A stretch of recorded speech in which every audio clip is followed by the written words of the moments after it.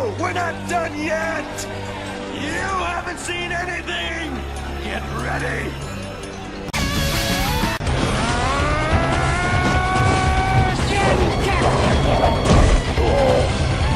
What's good, people? It's your boy Kung Fu d.wulf coming at you with a review of chapter 829, One Piece. 829, the Charlotte Linlin, the Yonko. Name of the arc. Woo! I mean the chapter. Oh, man, this chapter is crazy. Like, the reveals in this chapter. It was insane. We have Luffy and company with Peckham's, not Peckham's. Luffy and company with Pedro and Carrot going out and just sailing the sea right now. And basically, it was a lot of, like, that was wasted time to me. Like, I didn't give a shit. I like the banter sometimes. Like, some of the shit was actually funny. Like, the shit with, the stuff with Luffy and Nami, that was some funny stuff. The Carrot and Chopper stuff, I don't really care about. But the Luffy and Nami, like, banter was funny as fuck. Like, oh yeah, Luffy, I'm gonna go cook again, and she's like, no, I'll cook, and he's like, no, I'm good, I'm not paying you, and that was funny. But then the more interesting thing about this was the fact that Pedro's like confirms, yes, I have been to Whole Cake Island. So basically, what I guess Oda is setting up here is that Pedro was part of Big Mom's crew, and he defected to Zoe, back to Zoe. That's all I can think of right now. And there's and it probably had something to do with Peckham's. That's all I can think of. But yeah, and in this chapter we have that. That is alright. And then we conveniently stop for like a sea king or a centipede that comes up from the sea, and you know, all the strongest straw hats are gonna go and take the motherfucker out and probably eat him. So, on to Whole Cake Island. We get to Whole Cake Island. Meanwhile, on Whole Cake Island, Big Mom, she has a problem. And the problem is she's got some type of illness where she has a hunger, like she has opposite bulimia, basically. She does not expel food. She needs to consume food at a rapid pace. And if she doesn't get that specific food that she is craving, she goes on a fucking rampage, has swirls on her eyes. Like, I thought that Oda was like picking on some shit with like Caesar, with like the addiction shit. Maybe not. It looks like, I don't know. But she goes on a fucking rampage. We see her people, which are a bunch of, like, we have a dwarf. We have some beautiful lady, I guess, with like a sabo-like hat, but it has stripes on it. We have some alligator. I don't know if this is a Zoan or if this is a mink, because I don't remember seeing any mink that were crocodiles or alligators. So I'm thinking this is a Zoan. Then we have some dude that's like a kiss dude. Yeah. But yeah, Big Mom, she's going on a rampage and she's destroying everything that is happy. Like, you see her just stomping out, like, the trees that were singing with her and all that shit. She's just destroying her kingdom. But she is so this bitch looks like King Kong right now in this chapter. That's what she looks like. She looks like King Kong. She's on a rampage, a blind rampage. She needs that food and she's hungry. She's eating everything. It doesn't matter if it has eyes, a face, what. She's throwing shit. She is going crazy. And her son, the 16th son of the Charlotte family, Gelato Minister Charlotte Muscat, he tries to stop Big Mom. Now, I don't understand why, like, I know this nigga I know he has to know Big Mom's powers, and I know he has to be privy to this motherfucker's. To his mother's powers. Okay, so why is it that he acts like he doesn't know shit about her powers? He's like, oh yeah, like she doesn't know that she goes into a blind rampage. Like, is this the first time this motherfucker's ever seen her powers? It's ridiculous. But she goes, treat or life. And he goes, do you know who I am? Like, obviously she don't know who you am. She's fucking just eating whatever the fuck she can. But she just goes crazy and he starts to run away. And then we get a reveal of what her powers are. One of the dudes in the Candy Island says, Whole Cake Island says, Muscat, calm down. If you cower, she'll take your lifespan away. And she proceeds to rip, like, I guess his soul or his years out. I don't know. But it comes out like a goo, and she takes it, and it says she killed her own son. And she just goes right back to Rampage. And I don't know if he's dead or not. But then Jinbei shows up on a whale shark with this croquem boucher. And he proceeds to feed her it.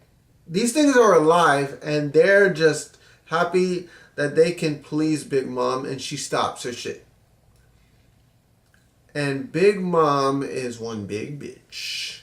She's like sitting down, she's like fucking, I would say at least 3 or 4 times the size of Jinbei. And Jinbei's a short motherfucker. He's not a small dude. This motherfucker's at least pushing 8 or 9 feet. So she's gotta be pushing at least close to 20 feet standing up, I would say. And Jinbei decides that he goes there and he gives Big Mom the poneglyph that he found in the opening cover art panel spread, like little history thing like that Oda likes to do in the beginning, and he gives it to Big Mom. She doesn't know how to read it, obviously, but she's still happy that Jinbei did it. And then Jinbei says he has something to talk to her about, and she automatically, with her, Big Mom, she's like a fucking psychic. You're not trying to leave my crew, are you? That's what she says. And I think this is not going to go too well, because she looks pissed off as fuck. Because obviously Jinbei is a pretty damn powerful figure because he was a former Shichibukai. But she obviously values his camaraderie towards her crew. Like, she likes to have him as a subordinate. And who wouldn't want Jinbei as a subordinate? He's a fucking powerful dude, and he is a good dude to have. Like, if you're gonna have a dude that's a fishman, I would want Jinbei as one of my subordinates.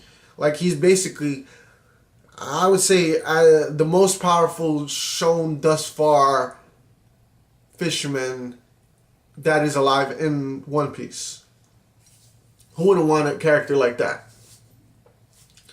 But this chapter really plays on one thing: Big Mom and what her powers are and why she has this illness or disorder. Like, I was thinking it's something to do with Caesar. It might be, it might not be, or it might have something to do with the Vinsmoke. I don't know. But it just seems out of place to me that she would have this type of disorder. Just, it's by herself disorder. It's looking like more like this chapter is going to be more, this arc is going to be more with Luffy based on going to Big Mom and trying to cure that illness somehow or some way, because I don't see a fight happening. Because how is Luffy supposed to stop a power where you can take life away? I don't know if it has a certain, like, you have to have a certain rule to do this, like, because it said if you cower, she'll take your life away, to one of her sons, one of the dudes from the Candy Kingdom that she has, that Candy Kingdom bullshit, Whole Cake Island. Is she going to, like, is Luffy not going to be able to have his lifespan taken away from him, even though he already has some of his lifespan taken away from him by Ivankov? If he gets more of his lifespan taken away, I don't know what that's going to be, that deal is with that. But, yeah, I don't understand how that's going to work. That's probably why nobody fucks with Big Mom, because she has an OP ability, like, to be able to take life away. I'm guessing it has something to do like Moria's ability, taking life away from people. And Moria's ability is more taking like a part of their life and putting it into something else, but they actually stay alive. They get knocked out for a little bit. They say in the Candy Kingdom, she killed her son. So she doesn't take like a piece of the life. She takes your whole fucking soul basically. And I'm guessing she can put it into other things. I don't know. I don't think her son's going to be dead for too long. I think she's probably going to be able to put that soul back into back into him. But I don't know. Maybe, maybe not. But the fact that we got a box for him means we probably are going to see him again. And I don't think we're going to see him in a coffin. So this chapter was fucking really informative about Big Mom, which it should have been, because the damn chapter was named Charlotte Linland the Yonko.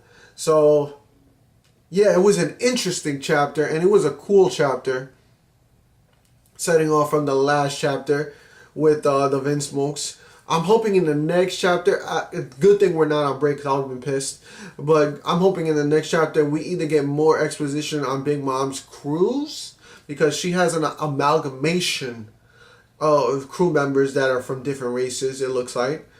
So I hope we get either some exposition on the crew members, more on Big Mom, the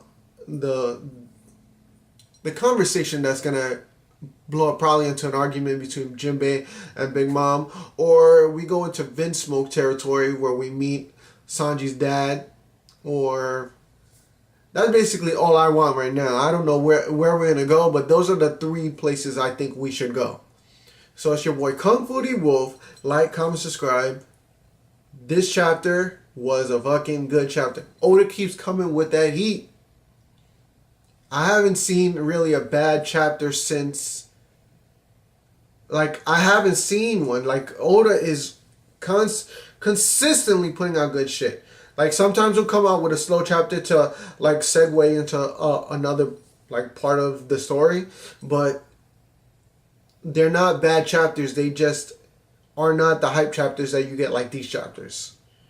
I hope we get more of what Big Mom's power is. Maybe we'll get exactly what her devil fruit is. I doubt it, because we haven't even got what Kaido's devil fruit is. The man that cannot die, the woman that can take life, and really, like, I'm guessing we're gonna get a really detailed explanation of her powers sooner than Kaido's, but yeah. So, it's your boy Kung Fu d.wulf.